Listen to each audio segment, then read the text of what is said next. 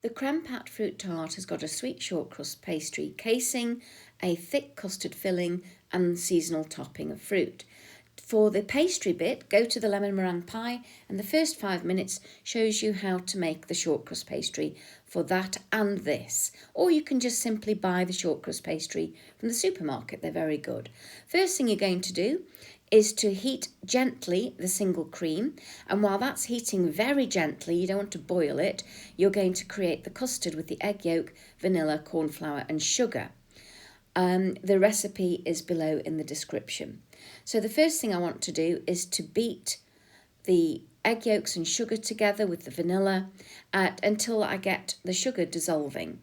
Every now and again you want to swirl the saucepan of single cream because you don't want this to burn on the bottom of the pan. You also don't want it to boil because otherwise the fats and solids and liquids separate and you don't get a very good custard. So spend some time beating that egg yolk until it goes voluminous and pale, and then add the corn flour and stir it gently to begin with so all the flour doesn't scoosh out of your bowl, and then really give it a good mix. When you've got it a good mix and you've got just enough heat in that single cream, you're going to put the cream into this bowl and gently stir it. Now here you can see the cream warming up, and I'm just giving it a quick stir so it doesn't stick to the bottom of the pan, and you just want the froth on the edges. You don't want this to boil. So this is as animated as it needs to get.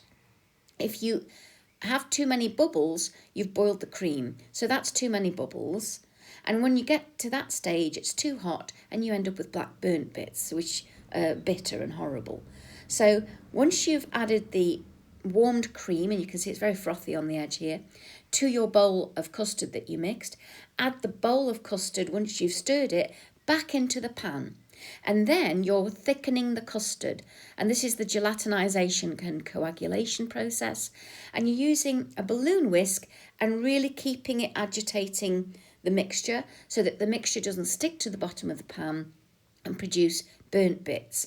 And it will start to thicken from the centre outwards, and if it's thickening very quickly, lift the pan off the hob to regulate it so that you can get a regulated heat and it doesn't end up burning the custard. Keep it stirring and then it will get very thick. Keep it really mixing well here. It has to be a thick custard that also gets thicker on cooling. That's called retrogradation, because this has to be a sliceable custard. And this technique is used in many amazing pastries in Paris. Once you've got a nice thick, slightly cooled custard, which is thickened, you're going to add it to your blind baked shortcrust pastry. Again, the information and technique is in the lemon meringue pie, first 5 minutes of that video. And then you're going to squish it down nice and gently. And you'll see that the edge of this pastry, I've tried to keep it as thin as possible so that the proportion of casing to filling isn't too high. And it's worth spending some time getting this section flat, even though it's going to be covered with seasonal fruit. You want a nice flat base, so gently push it to the edges so that you don't get any little air pockets in the filling. And it has to go right up to the shoulder of the pastry casing. And then you're going to chop your seasonal fruit in a pleasing manner. So decide how you're going to use whatever fruit you've chosen. Here I've got some lovely seasonal English strawberries, which are beautifully fragrant, lovely and sweet, very fresh.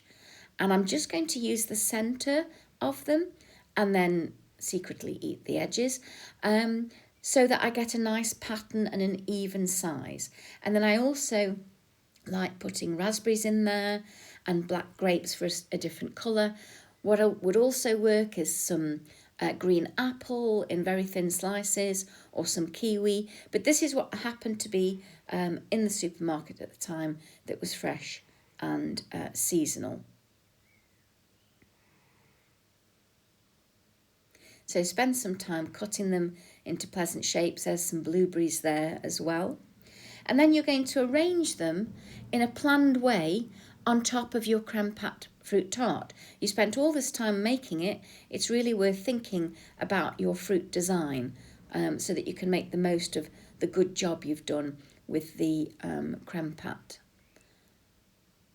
And the creme pat keeps getting cooler and thicker, so that when I slice into this, I've got very clear layers of casing, filling and topping. And this is a 2-portion one here. And then you want to decide how to finish this off, so you need to remove it from the tin and do that carefully, otherwise you end up crumbling the base.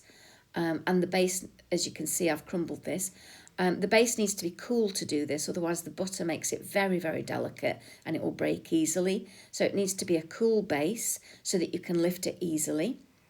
And then you can either dust it with icing sugar or warm up some apricot jam, because apricot is less colourful than strawberry or raspberry. And when you've melted the jam gently, brush some of that on and it adds a gloss to it. So this is one with dusting of icing sugar on it, very gentle dusting. Or melt some jam so that it goes more liquid. Be careful you don't burn it in the microwave. And add it to the top of the fruit to give a gloss. And here you can see a nice slice that holds each well-defined layer in place. And this creme pat filling also works for things like a vanilla slice. And you can see here it's holding on to puff pastry. So look into the description below to see what else you can do with this product.